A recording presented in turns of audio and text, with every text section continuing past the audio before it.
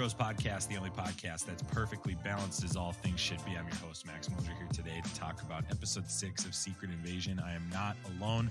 I am joined with two other Infinity Bros of the 6 Infinity Bro rotating cast. First, it is the man who's been with me in the chair for the last 5 episodes. It's Infinity Bro Mark. Mark, how are you? I'm doing great. I'm glad to be back. Perfect time. Let's do it. Let's do it. And he's returned from a 5-week absence. We're glad he's here. He's doing a lot behind the scenes, but we're grateful for him. It's Isaac Edlund. Good to be back, guys. I put these earphones on and I was like, man, when's the last time I podcasted? It's been a hot minute. So good to be back. Well, we're glad you're here, Isaac, and Infinity Bros Universe, wherever you're listening, however you're listening. Thanks for making us part of your podcast experience. We're glad you're here. Hey, we'd love to encourage you to check out some other stuff. Join our Discord, check out our social media. Everything we do outside of this podcast, it's in the link in the show notes. So you want to just click down there, check us out, maybe get some merch. We'd love to connect with you and hear your thoughts on this episode as we talk about Secret Invasion, the newest episode of Disney Plus, episode 6, entitled Home. Synopsis reads, all hope for humanity rests on Fury's shoulders. It's directed by Elise Salim, written by Kyle Bradstreet, Brian Tucker, Jonathan Herbspeen.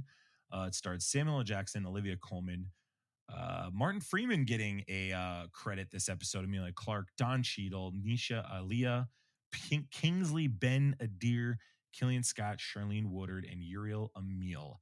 This is going to be a spoiler review, so before we move any further on this episode, I'm going to go ahead and give you a spoiler warning, so don't come back and listen until you've seen the episode. This is your spoiler warning. This is... Prepare yourself. An Infinity Bros. Prepare yourself. Spoiler. Warning. And then we're going to rate some things. We're going to rate characters. We're going to rate moments. We might rate previous episodes we've talked about. So we want to make sure you're familiar with our rating system. We're going to go ahead and put that bumper right here. Here on the Infinity Bros podcast, everything is ranked from a 0 to 6 point scale. 0 meaning horrible and 6 meaning absolutely excellent. If all of the Infinity Bros rank something a 6, it gets an Infinity Step. All right, Isaac, you haven't been on the last couple episodes to talk about this. Can you give us just a brief idea of where you're coming into episode 6? So episodes 1 through 5, what would be your rating of this show through 5 episodes when you came into episode 6 this week? Honestly, I would say I aligned with you guys very well on all of the previous reviews that you've done. If you listeners go back and listen to all of the previous review episodes of 1 through 5, I mean, I have listened to these episodes and I basically message you guys in the group chat and say, this is pretty much exactly what I think. I think it started out really strong. The first 2-3 episodes were great. And then I don't know, man, it kind of lost its way. And these last few episodes, unfortunately, were underwhelming. So honestly, what it kind of turned out to be was every other Marvel Disney Plus show, which is kind of sad to say. But yeah, I really like the premise and the tone of the show. I think if I could sum all of my thoughts up in like a phrase, it would be missed opportunity. Because they had something that was really cool. They had something that they could have done so much more with, but they tried to cram everything into this 6-episode format that they've been using for Disney Plus. And it just, I don't know, it didn't work for me, honestly.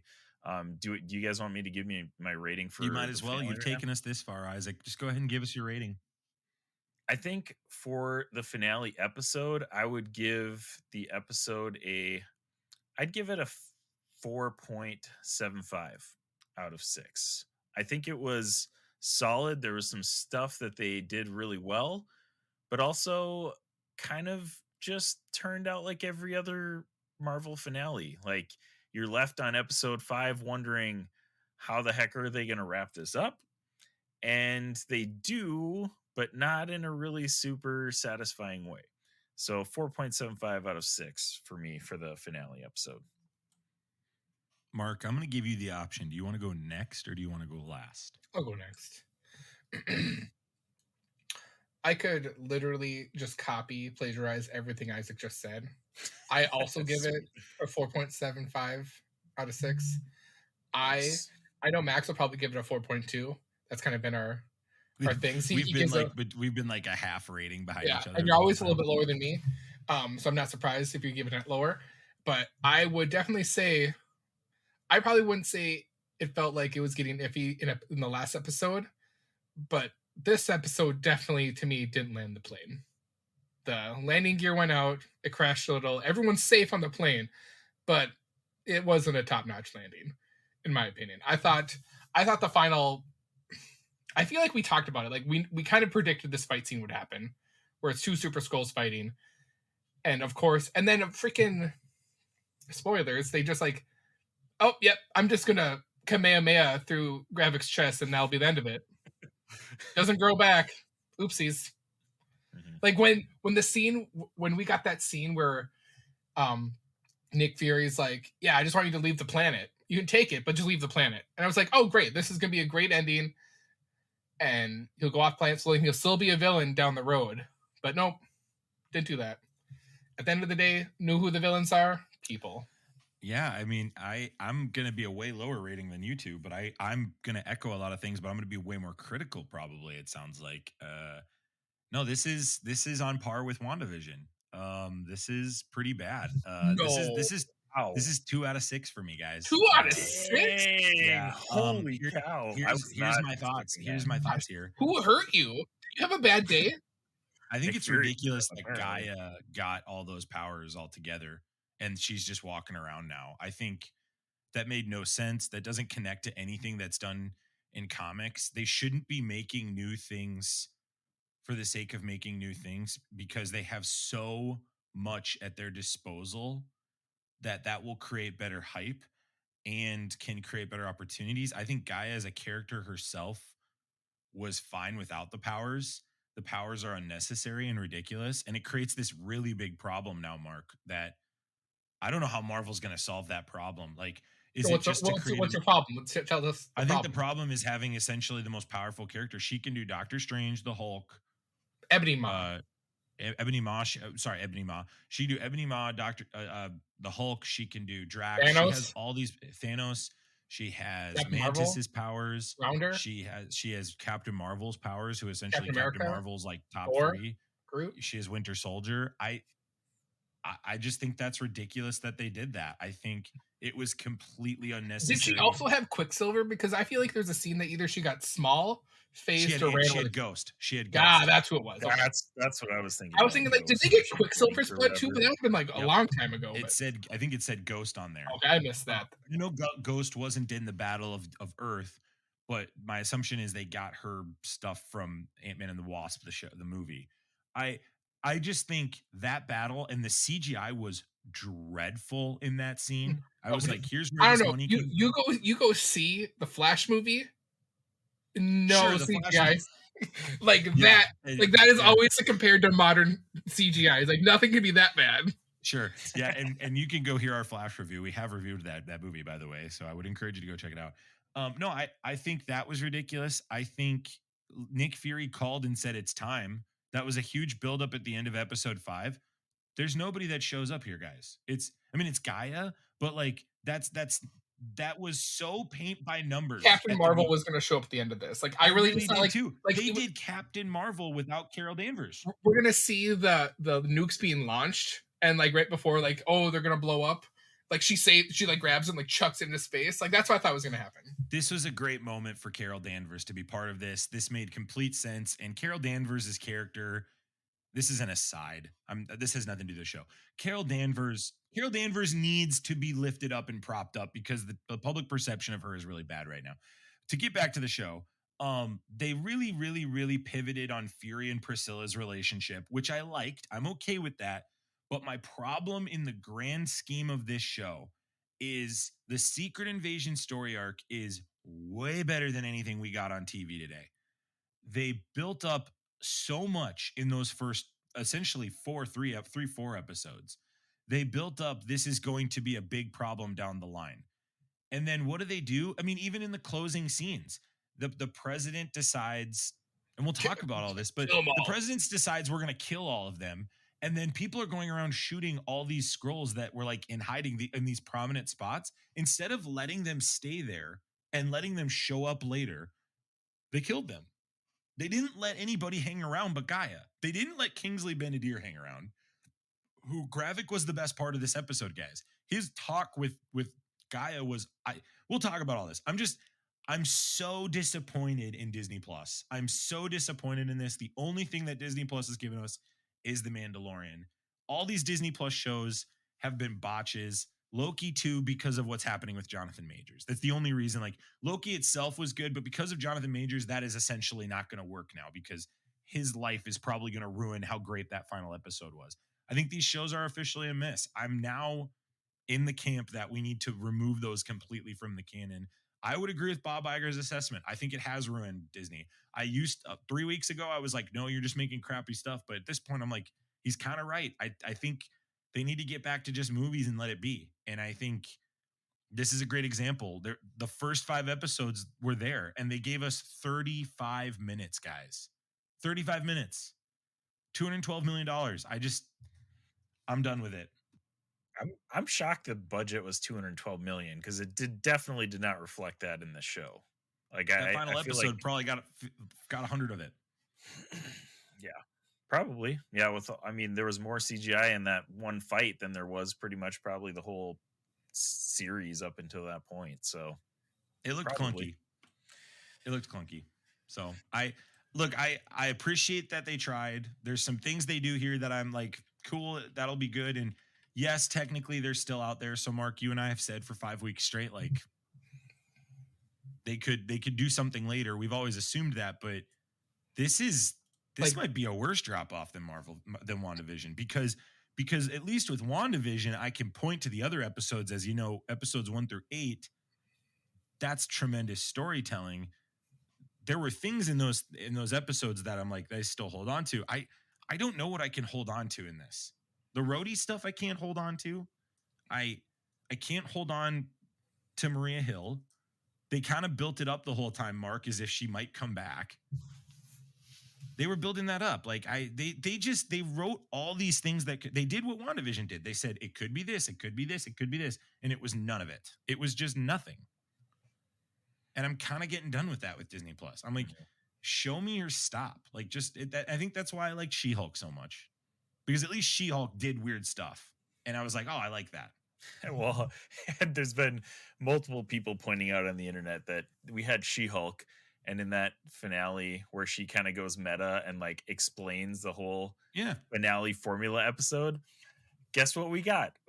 We got basically that same exact formula that she explains in that episode in this finale. And it's like, yeah, I guess I mean, we keep saying that superhero fatigue is not a thing, but it's hard to refute when companies are putting out stuff like The Flash and all of these Disney Plus shows. It's like, man, this is just not good product.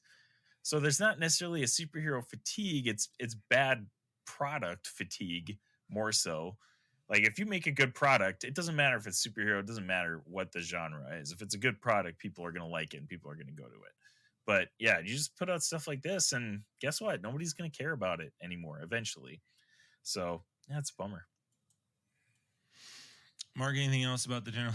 I mean, we'll talk about some of this stuff. We'll rehash it. Like touch on that. It's not like it's bad product. It's not bad. I wouldn't like call it bad straight up. And I wouldn't even say this is the worst Disney Plus show. No, I don't agree with that either. It's not the worst Disney Plus show. Miss Marvel's worse. Yeah.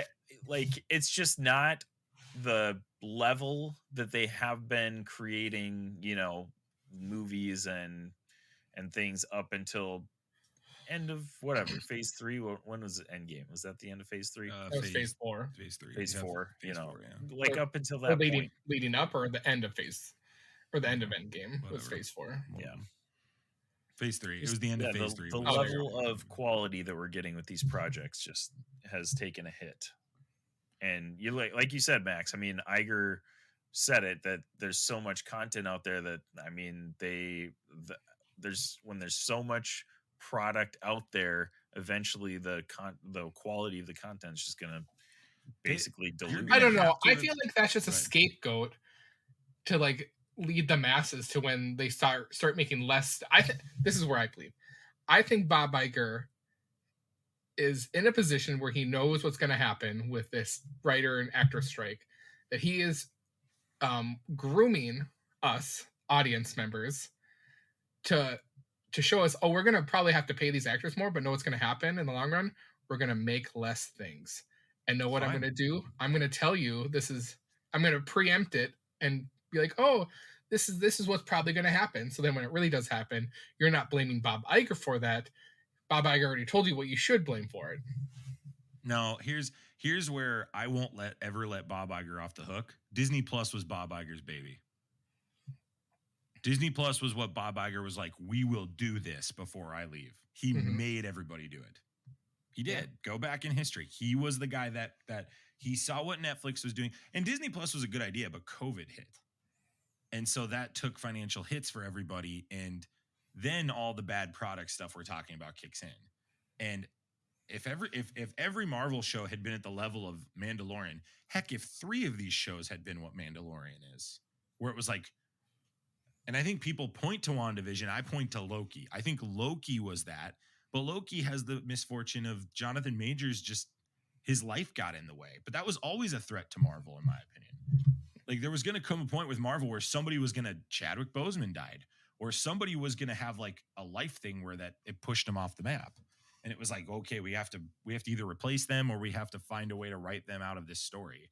And I mean, that's a risk with any project, though. I feel like that's not not with a creative specific universe, a shared universe is what I mean. When you have a shared universe where Jonathan Majors is so important for Kang Dynasty, that's where it's different.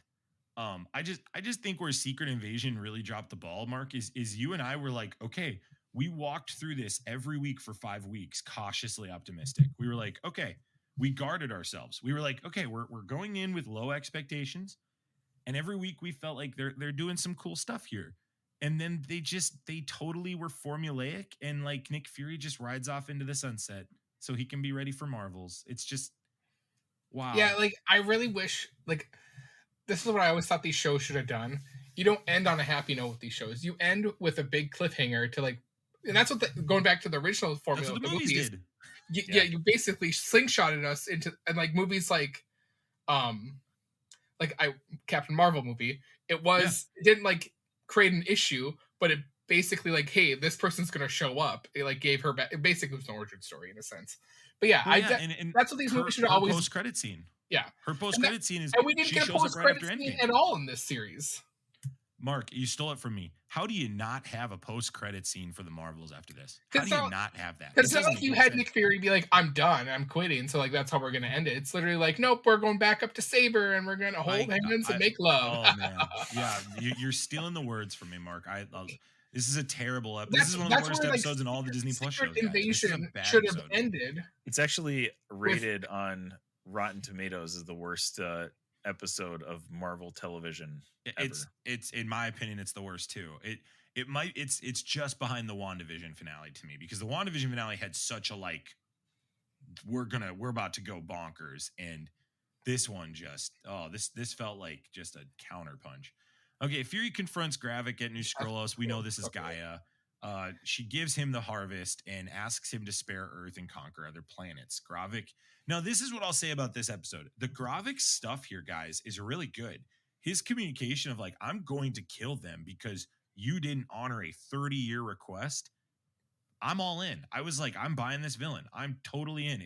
If he survives this and a Secret Invasion overall story happens, let's make him my leader. I am all in on that. And then obviously he uses the harvest. I want to double check everybody on the harvest real quick. While you're looking into that, I do want to make a comment. Like, I liked this scene a lot because it kind of redeemed Gravik in this show for me, because they started out really strong with him the first like 2-3 episodes. Like, he was this cold, calculating, like he was basically, intelligence wise, like Fury's like counter, person. He was like 2 steps ahead of everybody. And then all of a sudden, episode 5 was the one that really threw it off for me. like Gravik just goes off and just kills half of his people, and like he just becomes another like angry bad guy. And this scene where he's talking to Fury does bring it back to like, okay, yes, Gravik does have a plan instead of just I'm angry and I'm going to go kill everybody type Well, of thing. he had to kill everybody because they were trying to overthrow him, and he was power hungry. Like at the end of the day, it's this like his motives are understandable, which is what we want. Yeah, his motives are understandable, but like the cold, calculated dude from episodes 2 and 3 wouldn't have had to kill anybody. He would have been like, he would have been like, here, I've got this in my back pocket, so if you guys don't follow me, guess what? And then they would have done. Yeah, but instead, he has to get angry and kill half of his people to get everybody else to be on the same page. And it's like, okay, well, yeah, you're not quite as scary as you were in the first half of the season. Here's the complete list of characters that were in the Harvest. So Abomination, that's why his ears look that way. Mm-hmm. Black Panther, Captain America, Captain Marvel, the Chitauri, Corvus Glaive, Drax, Ebony Maw, Gamora, Ghost, Hulk, Korg, Mantis, the Outriders, Proxima Midnight, Thanos, Thor, Valkyrie, and the Winter Soldier. So, Mark, you were right. Thanos is on that list. Mm-hmm. And then they also Ghost had is on that list. And from the previous one, they have the Frost Beast, Extremis Groot, and then Colosseum too. So, yep. Mm-hmm. So, I just let's talk about this. Like I said this in my review, I think this was the worst decision that I think has been made to date in all of the MCU. To have somebody that essentially has every power of every major hero is ridiculous. This is ridiculous. There's nobody this refers to. Like, am I off base here, guys? Like, am I just thinking they're writing themselves into this corner where essentially this is just a super Skrull version of Talos? Like that's all this is. They got rid of Ben Mendelsohn.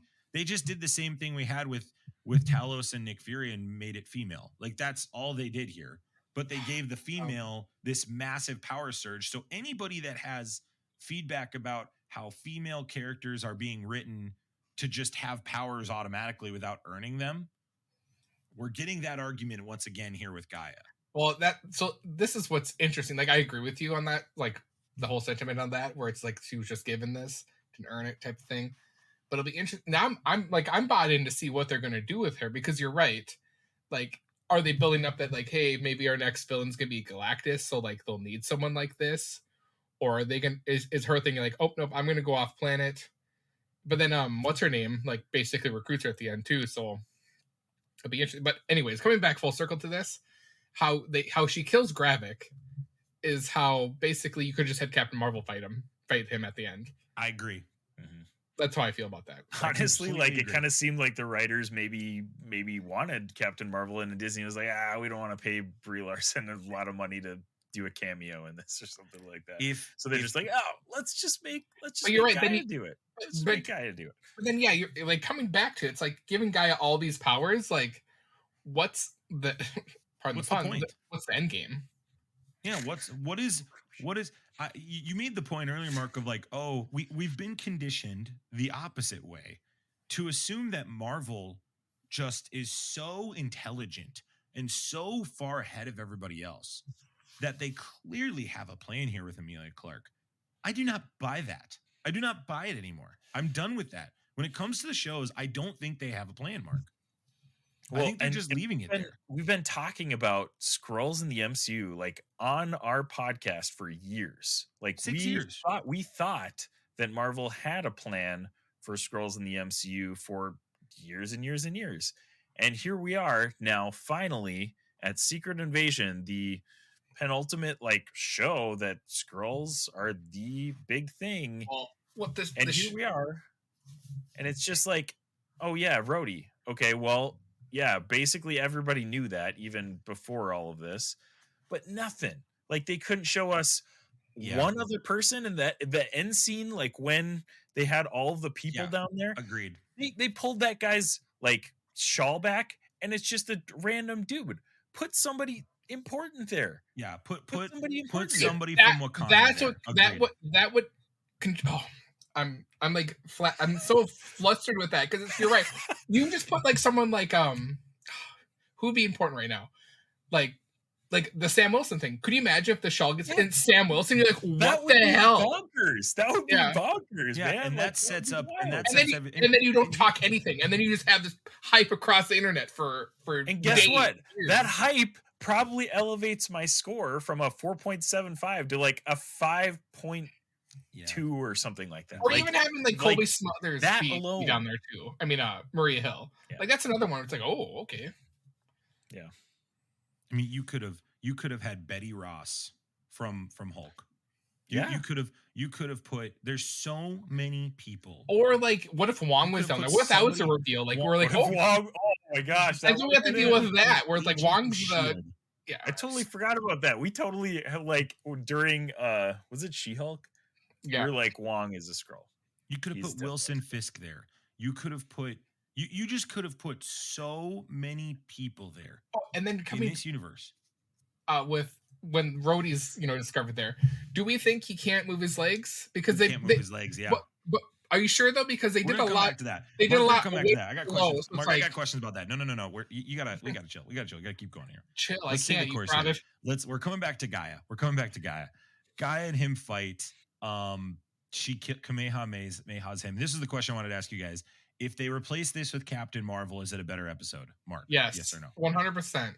I think so too. Yes. Because Gaia still has the power, the other powers, but it's like, anyways, yeah. If you're gonna kill Gravik, then I don't. Because I don't like having Gaia with all these powers. That's my opinion. I disagree with that, honestly, though. I like having a Super Skrull in the MCU. I would have way preferred it to be Gravik, an actual villain, but I do enjoy that we have one. If you keep Gravik alive, I would have liked to see Captain Marvel come in here. But if you're going to kill him off, I guess I would like to see a Super Skrull in the MCU. I'm not convinced Gaia could be a villain still. I still think there's a chance she could pull out being the person. Well, Emilia Clarke could pull it off. Yeah, the president saying kill them, and basically what's happening is people are just killing random, like, because that's an end scene where it's like a real human just gets killed too because of action. Yep. So that's probably what will lead to, I think that whole issue will lead to Brave New World with Captain America. Yeah, I think Brave New World is going to explore that. At least I hope they do. But again, Mark, I can't count on that anymore. There was a time where I could. I can't count on that. Rava successfully convinces Ritson to authorize a nuclear strike. So Rava is the character that is posing as Rhodey. She's tricked by Fallsworth into arranging for Ritson's evacuation as she attempts to retaliate, but she's killed by Nick Fury in a standoff. Ritson eventually calls off this strike. This is all happening during the fight that we've talked about, so we're going to move on. This allows Gaia to free Gravik's human prisoners. So you got Ross, you got Rhodes. So Ross is still alive. That's it. So now here's the two questions I had for you. I come back to this. Was Ross a Skrull in Wakanda forever? That's the question I have. I think he was. I think he was too. Yeah, I'm on the board with that. And I think that's why he was really nervous with Julia Ray-Dreyfus's character. Yeah. And I think that was the clue in that movie. Personally. I would like to know if this whole place was radiated so bad, how are these people still alive? That was the question I was going to say after I asked about Rhodey. I mean, you are just Mark. Come on, Mark. It doesn't make any sense, dude. It doesn't make any sense. Yeah. Did the tech keep them safe? I don't know. Well, that was my thought. It's like, why are you unhooking these people when you literally showed us on the screen how much radiation is here?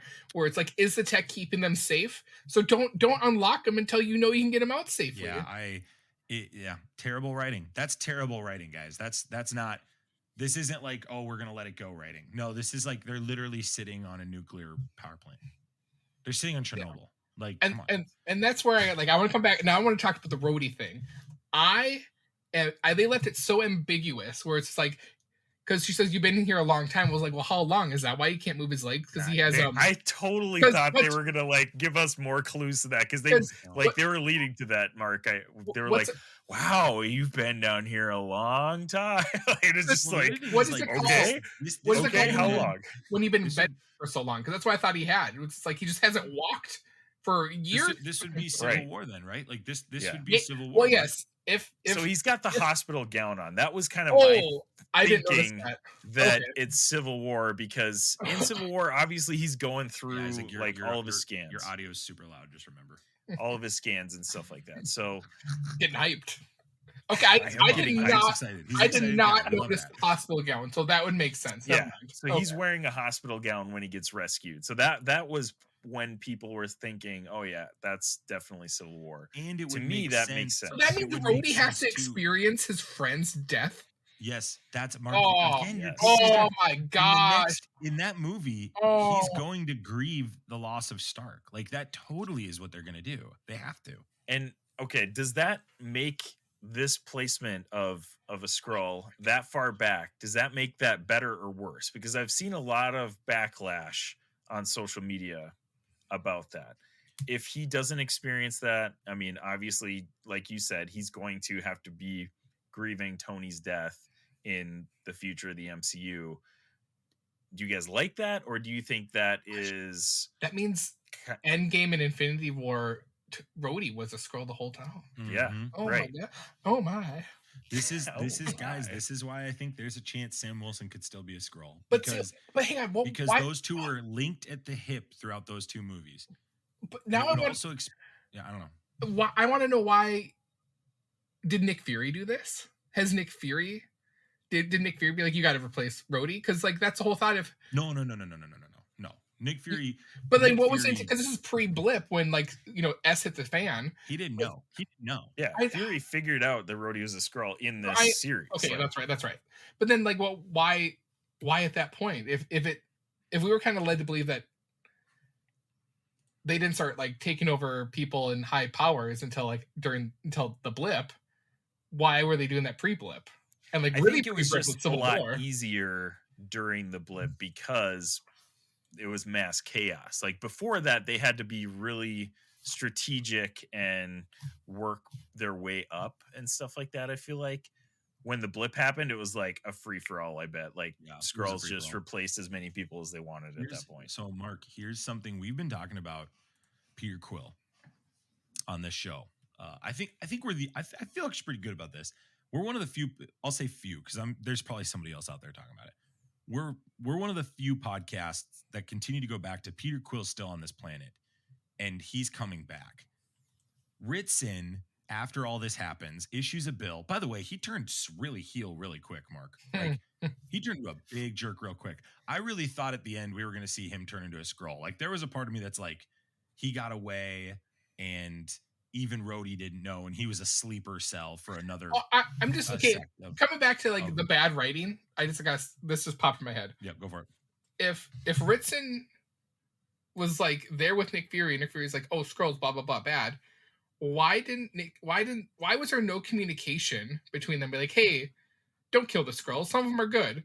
And instead of that, Nick Fury's like, I'm going back. Ritson. No. That dude is like, you know what? Not my problem. I'm going back to Saber. That's Nick Fury. Isn't that Nick Fury in a nutshell, though? He just does his thing, and then he just pieces out. He's gone. Oh, you're going to do my job back? And I can go back to Saber? Oh, your problem now, Skrulls. That's how I felt. Ritson issues this bill declaring all off-world species are hostile forces. So he threatens to hunt down the remaining Skrulls, and this causes the unrest. We talked about people, shooting Skrulls and shooting as other Guardians. people. My question that was it. As Guardians, does that mean that the United States is going to hate them moving forward? Probably. And does this mean that Peter Quill is going to get hunted down in the United States? He's not off-world. Technically, he was born on the world. He was, but he was kidnapped. Are they going to look at him as an off-world alien? Well, and is that going to be the setup in his movie? Though, is what I'm saying. Could his movie be a spy espionage buddy cop thriller where he's teaming up with, No, I don't Max, know, put whatever character you want that's there. too good of an idea that it's not happening because of Bob. Yeah, you're Iger. right. At this point with Marvel, there's just no way. Sorry, I shouldn't have even asked the question. That is a glorious movie I want to see, with a glorious setup to at least have who I want him to have tag some team with? remedy from this show. But it's too good. I hope and I Eddie talked- Feige hears us, but it's too good. Last episode we talked about him and Shuri teaming up because like all of Wakanda is Skrulls. Here's my new fun idea. I want him. I want him and Scott Lang. That's what I want. I want him and Scott Lang on the road. That would be hilarious. I want a Scott Lang down to earth, and Scott Lang is like scared to death of Kang, and the only person that believes him is Peter Quill. That would be actually really interesting. I really hope a serious movie with those guys. And those two are the least equipped to take him on. Oh my gosh. I do hope that they do treat Star-Lord like the Hulk in movies, where he's just like, I don't need him all the time, but like at least he just comes and like helps out type of situation. Yeah, he shows up, right? Yeah, he shows up like Grover 2.0. Fallsworth meets Guy and Fallsworth meets Guy and proposes a partnership to protect the Skrulls against Ritson's bill as they find more pods. And after cautioning Ritson about the unrest, Fury leaves with Vara, and then they make out in front of the. This episode sucks, Two guys. things. This episode is so stupid. You had the opportunity to just reveal like, oh look, it's Captain America. And then Fury goes on a ship, and that's how it ends. I'd be like, 6 out of 6. Hell yeah. This show, man, I couldn't. This show was not for me. Disappointing. I have been let down yet again. And hey, know what the president started? Assassinations, mass shootings because of Skrulls. Yeah, nothing like leaving the planet when there's a big race war happening on it, right? Like there's just like Nick Fury totally caused this race war. It's his fault, and he's just like, you know what, Vara? Let's go right off into the sunset. And Marvel was like, that's a good idea. That'll set up the Marvels really well. The Marvels is gonna suck, guys. I'm just like calling it now. There's no way that movie's good if this is what it's jumping off from. I just don't see it happening now. I'm expecting it to suck now. How poopy they've done villains. That's my big concern. Iman Vellani can be the savior of that movie because I think she's phenomenal. I highly doubt that because she is in the worst show ever made for Marvel. And she's a mutant. She couldn't save that show. She couldn't save it. It's not her fault. No, not her fault. I don't think that was a good show, but I think she is going to be in the MCU for a long time, and I hope so. I think she could make it at least tolerable for sure. Not if Bob Iger has anything to say about it. Yeah, Bob Iger's a clown. This is all his fault. This is ridiculous. Hey, at least going back to end of the day, we're gonna get Deadpool 3, and that's gonna rock our socks off, and that's what all matters. But here's the thing: all the movies that are rocking our socks off at this point, I mean, Spider-Man, it's essentially based off of previous things. Guardians of the Galaxy 3. It's based off of Deadpool 3 is going to be a huge nostalgia pull. Okay, that's all it's going to be. And they talk about previous Marvel movies. Thor: Love and Thunder was a fun movie. Did it hit all things? No. Did it have? It was good, but it wasn't fun. I'm with you. I get what you're saying. Like we're now at a point where it's like we want at least good storytelling. Yeah, we want to be entertained, but like good. I think what we enjoyed with the first 3 movies, there were some stinkers in those first series of movies, but at least the story like pushed the plot. What we haven't had here in the last phase is plot pushing. It's just kind of been like, oh, this happens. Hey, we're going to do a movie that's 3 years in the future. Then we're going to come back and be like right after the blip. And then we're really not going to talk about, we're not going to really try to intertwine everything. Everything's just happened on its own. Like we're going through a big emotional crisis right now. That's what it seems like. Just said a lot of things there that are really right. I mean, Disney really, really has abandoned things that got them where they were. So, for example, I was listening to the Snow White actress the other day, and she's talking about her and who's playing the Gal Gadot. Gal Gadot are talking about the prince isn't going to save her, and she's saying she's going to realize she's the leader her dad tells her to be, and that's all fine and dandy. And I'm not speaking against women being in leadership. What I'm simply saying is the original Snow White story, what got Snow White to the pantheon of pop culture of its time, was that story. And you can't abandon a quintessential piece of your story for the sake of a political agenda and or trying to change the narrative. I mean, you just can't expect it to be good. But that's kind of the point I'm making here is I think Marvel is doing the same thing now. They are abandoning what got them to where they were, which was, you nailed it, Mark. They left a thread every time at the end of every movie for the next movie to just pick up and go. There's no threads. It's just a gobbledygook, because Kang Dynasty, that's the whole point. It's a bunch of gobbledygook put into a soup against one guy. And maybe that was their intention, but like you said, with Jonathan Majors being in hot water with a ton of stuff, it's like maybe that's no longer, and maybe they're going to hear me out. Maybe this is why Deadpool 3 is being pushed to come out earlier. Maybe they're going to retcon some stuff. I'm assuming they're going to do that. Yeah. I don't have faith anymore, Mark, that Marvel has a plan for the next thing. I've pray lost faith in Kevin Feige. Kevin Feige, I appreciate your service. You're Daddy great. Feige. It might even be time to consider the next person. Like, I'll go that far. I think this is just getting out of hand, guys. This is like, if they couldn't handle it during COVID, then they might need, like, it's a doggone travesty that James Gunn's gone. They were wrong. Oh man, I'm with you 100%. I was thinking about this other day where it's like now that you say like you should have had Kevin Feige step aside or like go up a level and like kind of just be more consultant and have James Gunn take over. I think he would have been perfect for this. He would have been on the path like, yeah, it's gonna be me. We're gonna I'm sure Feige's done this and like oversee everything, but I'm gonna get a group of directors. We're just gonna stay solid and we're gonna get this whole phase done and move from there. But I look at like Greta Gerwig, who just did Barbie. And if you want to hear my thoughts on Barbie, we're going to do an episode on it. We also do a Patreon, and I gave a non-spoiler review in that. But like Greta Gerwig just wrote an incredibly dense political satire about feminism and the patriarchy with Barbie. And it didn't hit with me in full way, in all the ways. But I will say this, it was incredibly well written, and it's a Barbie movie.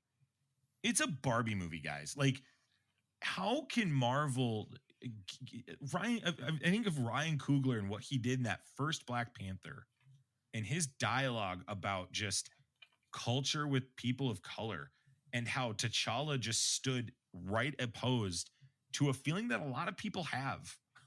A lot of people have what that villain had in that movie.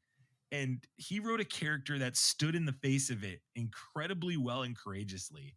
And Captain America. And I think these heroes that they built on, they're not getting back to it. They're abandoning the key points of these heroes. They don't need to be the same people, but they made Thor a fat guy and then they made him an idiot.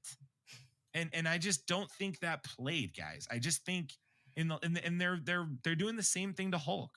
They're abandoning what got them there. And Disney now will have to pay the price. And I just think there's other options for Marvel. I think there's other ways. I don't buy it anymore.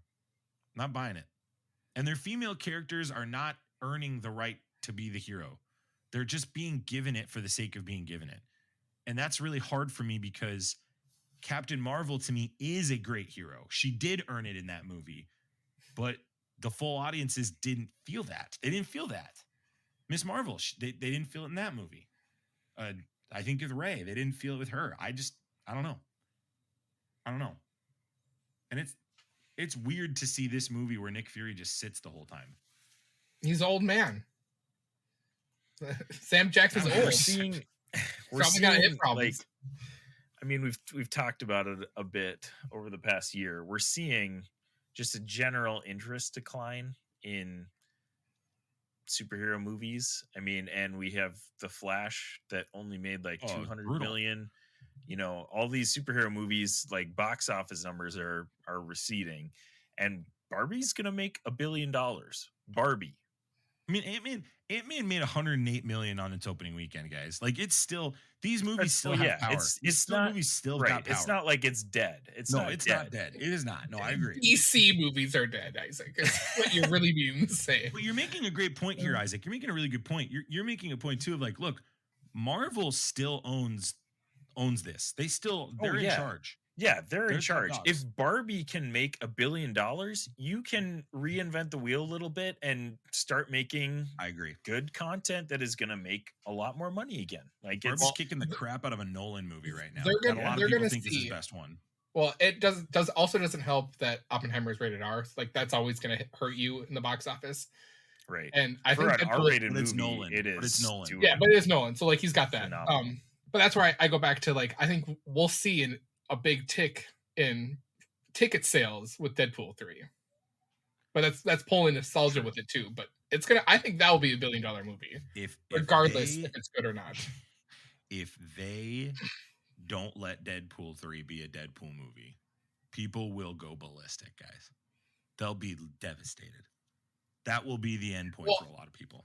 If they make it PG-13, the shtick will have to be it's like he always reacts when he gets bleeped out. No, it has to be R. I think. I know, but like that's your only saving grace is you because he's supposed to be, like he did it first in a sense. Anyways, skip that. What I was gonna say, but yeah, Deadpool's gonna have to be self-aware if they make it PG-13 that he always comments when he gets bleeped out. So. It has to be R because Wolverine needs a true R-rated movie. He got it with Logan. Did you not see Logan? No, he did, but I'm saying he needs a like joint superhero movie, not the futuristic.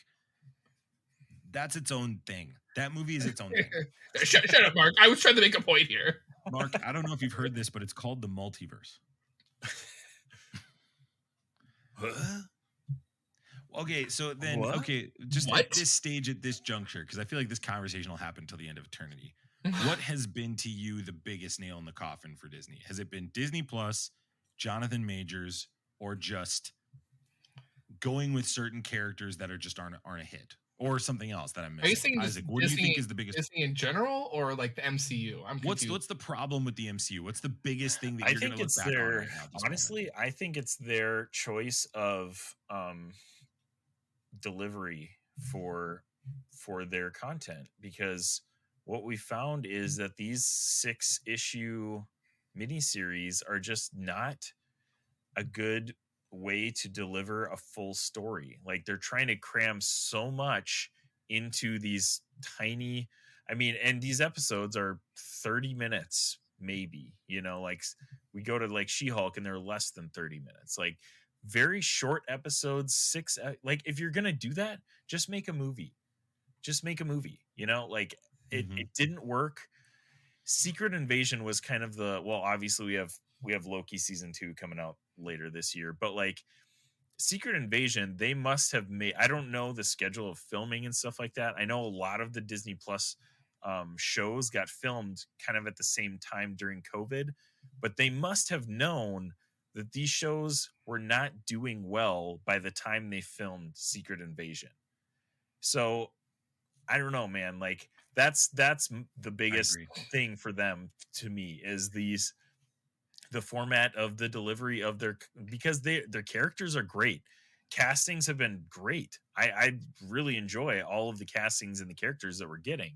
We're just not getting good stories for them. The origin stories are not engaging and people have not been enjoying them. So Isaac, can you tell me the best show on ABC right now? On ABC? Mm-hmm. No, I cannot. I'm making more of a point that like I don't think ABC knows how to do television right now. Oh, right. Okay. It's Grey's Anatomy. I'm looking at their list of who's there right now. The Rookie, Grey's Anatomy. Tell you. A Million Little Things was terrible. I've watched that. Justified, which is on FX, is really good. I haven't watched a network TV show for a very long time. But I'm kind of I think that's kind of my point. What We Do in the Shadows is really good. I know people like that a lot. Archer technically is under the ABC umbrella. And you made the point earlier that like they can make good content. Mandalorian is a good show. It could be the best. Like, some people would say it's the best show ever. It's not like they have not put out anything good on Disney Plus. They have good content, but they just gotta figure it out. I think my opinion on the shows, especially with the Marvel, is if you're gonna do 6 or 8 episodes in this realm, you got to make it at least 45 minutes, if not 50 minutes. You got to make it count. Yeah, make it count. Then it gives more, I think it gives you more room for better storytelling. But if you're going to go to 30-minute or like the 30 to 22-minute route, then you give us 12 to 15, maybe 18 episodes. Right. Like treat it like traditional cinema or traditional TV. Not and just we'll like see if they've learned from that, I guess, when Daredevil ends up coming out, because that's 18 episodes, right? Like If that's they ruin that's Daredevil, 18 dude. episodes. If they ruin Daredevil, that's just gonna be. I really, really, really hope that they've learned from I all don't of buy these that they have. mistakes. I am dreading Daredevil. I am dreading it right now I'm because I already just don't hearing trust stuff them. that I don't like about it, honestly. I But don't trust them. I would say I would go back to what Isaac kind of mentioned is I think this should have been a movie. Yes. This should have been better served as a movie. Yes. But maybe their Totally thought was agree. like, oh, people won't want to come see. Then they would definitely be like, instead of Guy getting all the powers, it has to be Brie Larson that should, or Captain Marvel that shows up. So what were you guys' ratings of the full season or the full series, Secret Invasion? I mean, now I'm gonna put it at a 3 out of 6. Max is just being irrational and emotional right now. That's just how he does things, Mark. This show just like, it's like WandaVision though. It's just like, how do you gave build up for WandaVision that? a 2, right? Well, I gave it a 2 out of 6. It's not worse than WandaVision. I alluded that it could be at the beginning. I don't think it's worse than WandaVision, but I do think 3 out of 6 is fair. It's in the middle for me. It's right in the middle. I'm not calling it bad, but I'm not calling it good. I would still give it a 5 out of 6. I think overall, like, it's still, as a show, it was entertaining and it did tell a good story. Did it end the way I wanted it to? No, and I shouldn't probably judge it. That's not. Exactly. Oh, stop! Don't. That's not what I'm saying. That's not what I'm saying. I'm giving my opinion, Max. Okay, well, not your opinion. Don't say it that way, because that's not what Max I said. Is dumb with his opinion because he's emotional. No, I just think like right. I always go back to our good old friend Scott when he's like, you specifically me the Infinity Bros ruin, like, let your expectations run wild and it ruins the experience for you. And I was like, he's right. It definitely has done that, and it's definitely done it with one of the people in this group. That's Max Mosher. True with this. No, that's not true. You've never let your emotions and how we've built up how an ending should be, and then it doesn't go that way. That happened 100%. Do not even WandaVision. I'm not refuting WandaVision. WandaVision was different. But they say it's a 3 out of 6. And I had string on my wall, and I had all these newspaper clippings that had nothing to do with each other. Mephisto was written on the walls. I only smoked when I was in that room. Yeah. No, I really think, Mark, like, there's so much buildup to they're the ones leading me. They're the ones saying, look out for this, look out for this, look out for this. And they're not giving us tangible answers. I'm not looking for the massive splash panel of every Marvel hero fighting in New York City against Super Skrulls. That's not what I'm looking for here. I'm just looking for a cohesive story. Isaac, I would agree with what you're saying. This could have been done in 2.5 hours. Build up Emilia Clarke a little better. Throw her on the circuit with Nick Fury. You could have definitely pulled in Brie Larson at the end. Yeah. Come on, guys. This was... I think my rating of this comes down to a 4.5 out of 6. I think the tone, actually, I really enjoyed the tone throughout the show. The last 2 episodes just honestly sunk it for me. It was a pretty good show up until those last 2 episodes. Then they just had a hard time landing the plane, which again this is every show we talk about this, where they build up this and we're like, how the heck are they going to end this in a good, satisfying way? And they just haven't been able to figure it out, honestly. Yeah, like, not good. It's a little disappointing. So underwhelming, but I still think overall it was decent. It was solid. Samuel L. Jackson does a phenomenal job. And I love the, kind of, there's a lot of people I saw online complaining about how it's boring, and I did not think it was boring. No, I did not think it was boring at all. So yeah, I thought they did a great job. Just weren't able to pull it all together. And for the record, I never thought it was boring, Isaac. I will say that too. I know. The first 5 episodes were not boring. You guys were pretty pumped about the first 3 we liked it. episodes for sure. We liked it a lot. Yeah. We liked it a lot, but then they sucked at the end.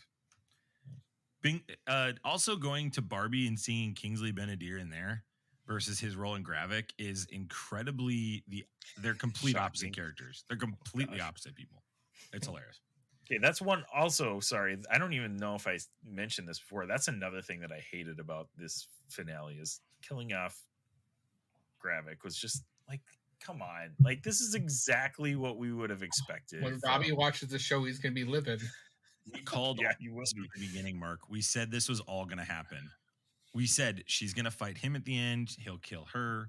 She'll have these powers, and Nick Fury will use her as Talos when he dies. We said that episode. We literally said all this episode 4, and it happened. Except we didn't have him making out with a Skrull in the final scene. And I gotta tell you, Didn't call that one. with Mark on our podcast, I'm a little upset that we didn't. I'm actually surprised I didn't say it. Are you sure about that? We may have to go back to the records. We'll have to go back in the archives. Go into Rewind the- tape, yeah. The quote Max one last time. The anals of the Infinity Bros.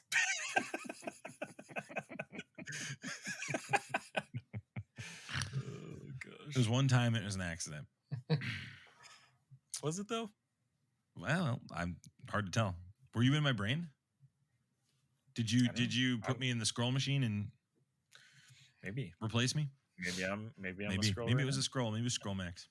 Skrull Max. Max Skrull. Max Scroll. Well, Mark, thanks for coming on and chatting about this. It was awesome doing this season with you, and hopefully there will be a better version of this storyline down the road. Well, I hope that happens soon. Sooner rather than later. Thank you. Can't wait for that And show. Isaac, thank you for joining us. It's been a pleasure. You didn't bring the vibe down. I got to tell you. Good. Were you worried? I just want you to know, were if you you were worried about that, I want you to know you were a great addition. You're welcome. You're welcome. Thank you, Infinity Bros Universe, wherever you listened, however you listened. Thanks for making us part of your podcast experience. As we talked about at the front end of the show, you can check out all the things we talked about using our link in the show notes. Connect with us. What did you think of this? Are we wrong? How emotional am I being? Shoot us an email at infinitybrospodcast@gmail.com. And we will see you guys later. We love you 3000 and see ya. Bye. Thanks for tuning in to the Infinity Bros podcast. You can find the Infinity Bros on Facebook, Instagram, and Twitter at the Infinity Bros. Feel free to send listener feedback via email at infinitybrospodcast@gmail.com.